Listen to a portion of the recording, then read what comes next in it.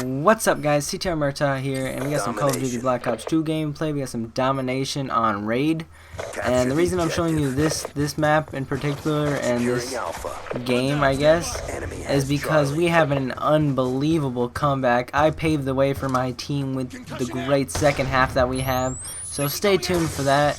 If you want to just skip the second half, I'm fine with that, but you'll miss a lot of good information I have here. As you can see from the title, this is going to discuss the Call of Duty Ghost multiplayer review that happened today, August 15th. So it's actually going to be yesterday because I'm probably going to upload this. No, actually it happened on the 14th. Sorry, I'm losing track of time considering it is like 4 o'clock in the morning. I should probably be sleeping. But I thought I'd discuss with you guys about the Call of Duty Ghost multiplayer review. So let me just go over a quick couple things. So first of all, one thing that is gonna be really amazing in Call of Duty is you can actually change what your character looks like. You can't, I mean, not like usually, yeah, you would be able to change like their mask or something stupid like that. Like you can change, oh, their armband, but this Call of Duty allows you to change the entire character. You can change their body size, their hair, their everything. It's really awesome, and you can pick a female character too. That's gonna appeal to a lot of the female gamers who are gonna be running around with females. I might do that and just be like, just to pretend like kids are getting smacked on by a female gamer. That seems kind of fun. I mean, that I'd be pretty mad, man. This female's just kicking my ass. I mean, like, I don't want that to happen. How did that guy kill me? I don't know, because this game's pretty bad sometimes. But that's gonna be awesome, and apparently they said that the type of character you choose is gonna have some effect on how your guy plays. So what I kind of guess is, like, if you pick a really huge guy, he's gonna run a little bit slower, and he might have a little less recoil. I mean, that would be really something that would be really amazing to do for the game. Because, I mean, that's what you think in real life should happen. Like, you got a bigger guy, he's not going to be able to run quite as fast. You have a skinnier, fitter guy, he's going to be able to run really good. He's going to be able to just be able to dive and do all that sort of awesome stuff. So, that's one thing I'm really looking forward into Ghost. And one reason I am already going to pre-order this and buy this on the midnight release and play it all day. Another thing they were talking about is the kill streaks. There's over 20 new kill streaks. He said they announced, and UAV is no longer in the air. I sort of like that, but it's not gonna help the noobs. It's not gonna help the new players of Call of Duty because they're just gonna place it around the map anywhere, and they're not gonna be able to put it strategically, so it's just gonna do them no good, and it's gonna be killed in like 2 seconds. That's what I'm looking for. Like, this game is not gonna help out the noobs because it's taking away. Because when it's an air-based thing, it's usually a lot harder to take down because most people aren't running. They're not running the launchers and stuff, or at least most people aren't. Some people are usually. But the majority of people weren't running that, and putting it as a ground-based allows everyone to kill it. I mean, their thinking behind it's good, but it also hurts, it hinders a lot of new players who may not know the good strategic places to put it. So that's how I think about that.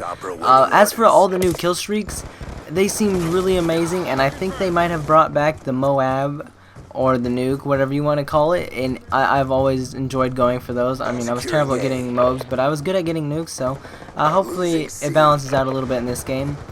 And one other kill streak I noticed from the reveal was the Dragonfire. The Dragonfire in this game shoots actual bullets and clips, but the one I saw on the reveal was shooting, like, they had an area, and if you had it threw a bomb down, explosive in that area, and if you hit somebody in that area, they were most likely dead, or at least if they were most of the way, or like all the way in the area, they were dead. So it seems like this Dragonfire is gonna be a lot easier to use. I don't know how well, like, how the commands work on it, but if you can hit, they were just lighting up people left and right, so I don't know how that's gonna work.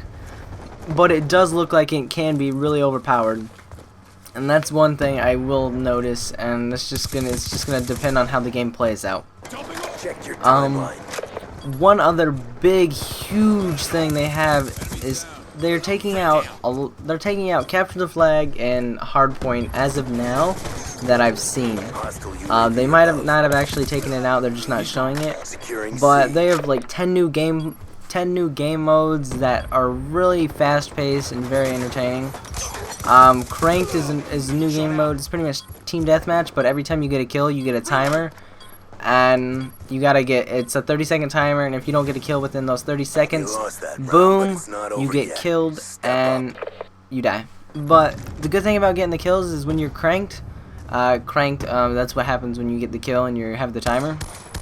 You gain like special stuff, such as like you go a little bit faster, and it pretty much it eliminates camping from team deathmatch, which is something that you find a lot in team deathmatch. People are like, oh, I'm just gonna kill whore my kill death ratio, and I'm just gonna do this for my kill death ratio. And it's frustrating, yes.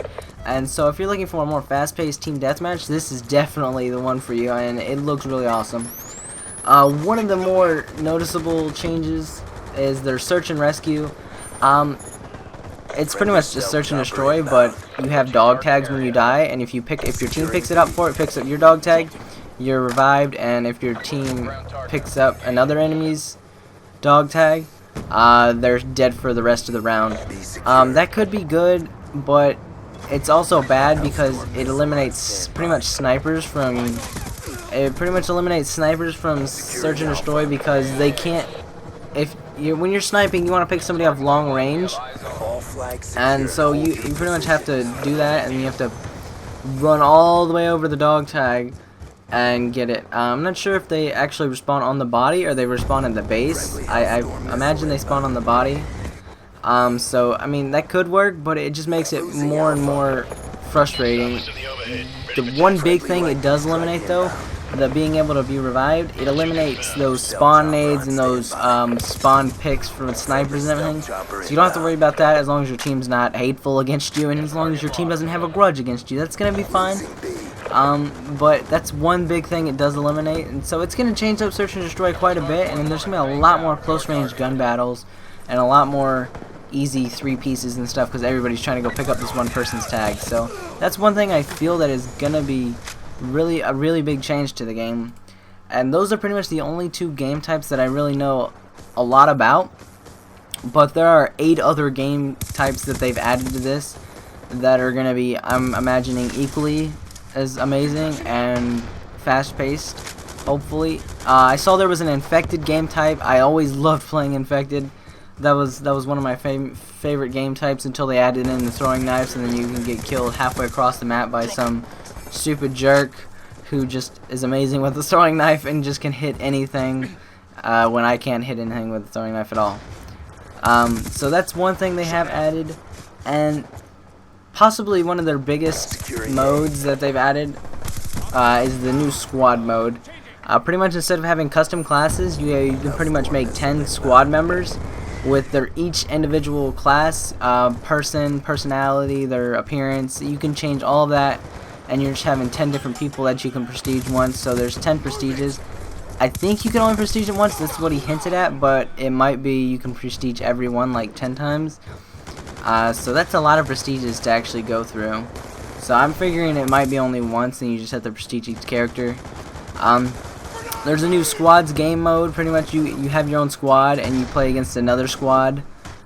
That seems really fun, but as long as if the AIs aren't as stupid as they've been, they said they've had a huge revamp of the AI system, so they actually act more like players, drop shotting, jump shotting, strafing. Apparently they're supposed to do all of that, but if they don't do it very well, then it could get quite stale, because killing AIs is really easy in this game, along with almost every other Call of Duty. So that's just something you gotta be out on the lookout for. It just depends on how they execute that. I mean, the game has the potential to be one of the best Call of Duties ever, with all the new changes and all the upbringings they have, but it just comes down to how it feels, how good the connections and the servers are, and how well they actually play it out. Look at that beautiful 3-piece there. Oh my gosh. I'm so good at this game, and I'm hopefully going to be really good at the other game too. And another 2-piece. I'm just on a tear, and I picked this guy up. Oh my god, this team just... Oh, look at that, 149 to 160, but look at us with 2 of the 3 flags, and we got about a minute left to go. I'm smelling that comeback, and that 5-piece lightning strike. I was called both in because I didn't think I was going to get them, but it ended up working. But all the new things, multiplayer and Ghost extends, is it's just gonna make it a great game. And one thing I almost forgot, and I'm thankful that I didn't forget it, is the dynamic map elements.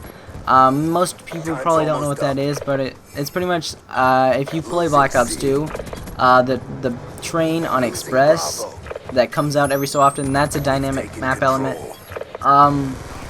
It's just the main thing I can't even say it right. The main way to put it is you can blow up a lot of stuff like Battlefield. The map changes. Some maps change throughout the game, such as there's going to be a skyscraper map where the building collapses every so often, and there's another map where a gas station blows up and the entire map's reshaped. It's just, there's so many new things that this Ghost reveals. It's just going to depend on execution, and right now it looks like it is going to be killer. But that's all I have for this commentary, guys. Tell me how you feel about the Ghost gameplay reveal, and I'll catch you later.